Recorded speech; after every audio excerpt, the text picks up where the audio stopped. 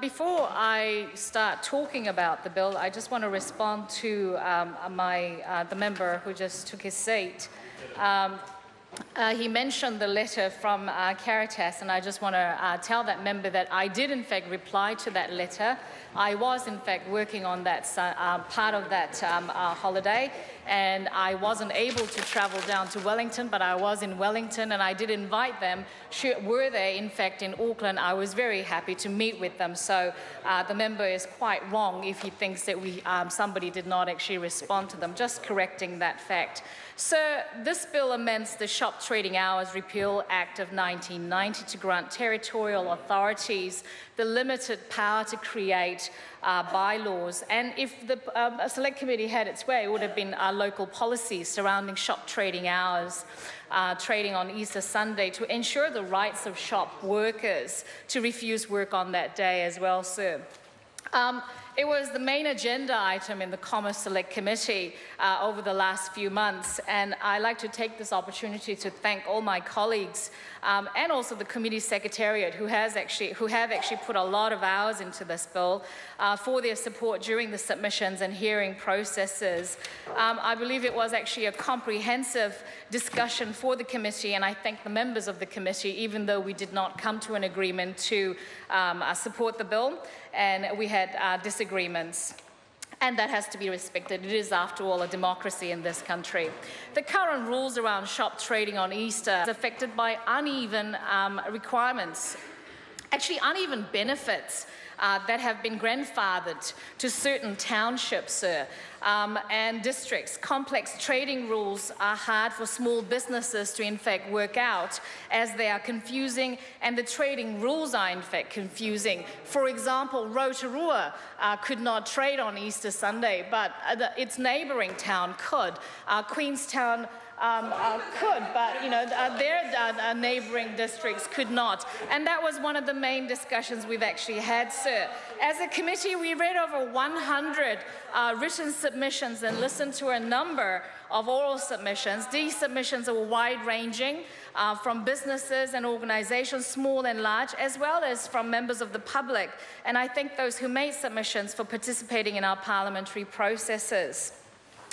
The submissions were actually quite clear in wanting to maintain the significance of Easter Sunday as an important day in the New Zealand cultural calendar, and they were clear in wanting clarity in the law for New Zealand trading. And I know that who celebrate Easter and actually mark the dates for Easter actually think of it as a day that they need to, spend time with family. But there are other communities who don't actually look upon Easter as such.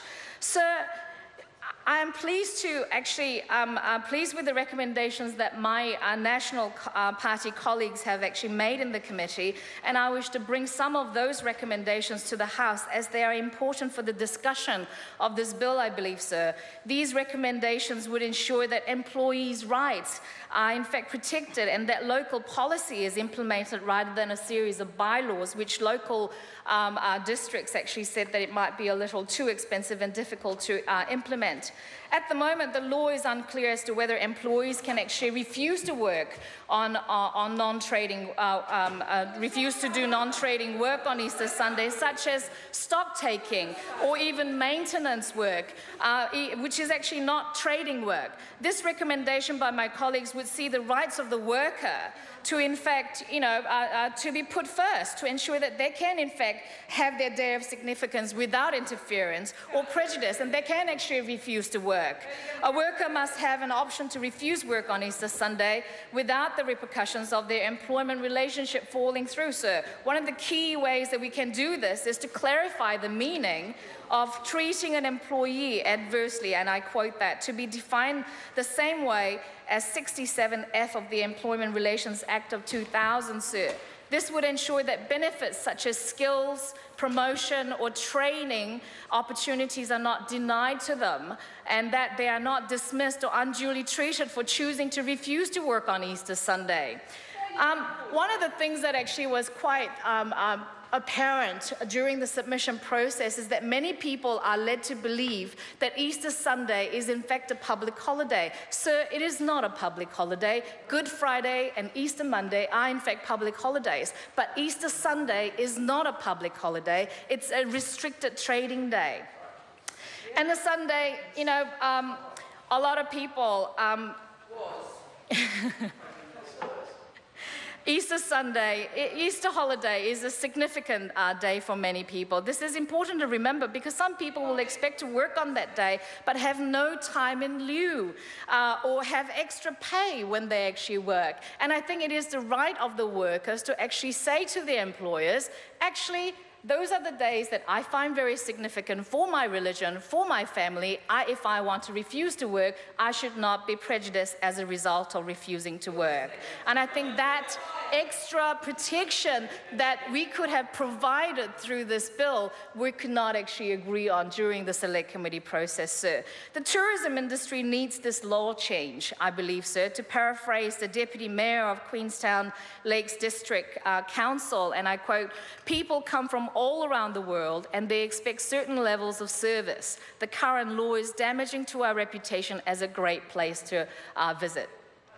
As long as we have a nation forbidding local communities to make a call on about how they want to operate during Easter Sunday, this will be an ongoing debate, ongoing problem for the tourism market in our great country, sir.